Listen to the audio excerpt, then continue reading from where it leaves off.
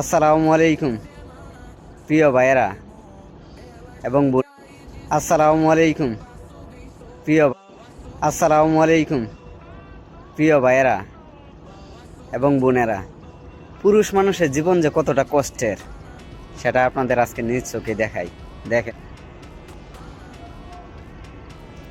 এখানে দেখতেছেন কতটুকু রিস্ক নিয়ে লোকগুলা কাজ করতেছে, তাই না? এটাই পুরুষ মানুষের বাস্তবতা। পুরুষ মানুষ বেঁচে থাকে শুধু টাকার জন্যই আর সংগ্রামের জন্য।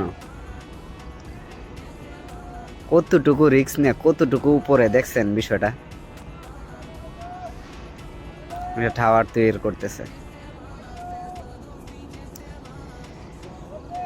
আল্লাহ পুরুষগুলাকে যুগ যুগ যুগান্তর পরিশ্রম করার মতো তৌফিক দান করুক।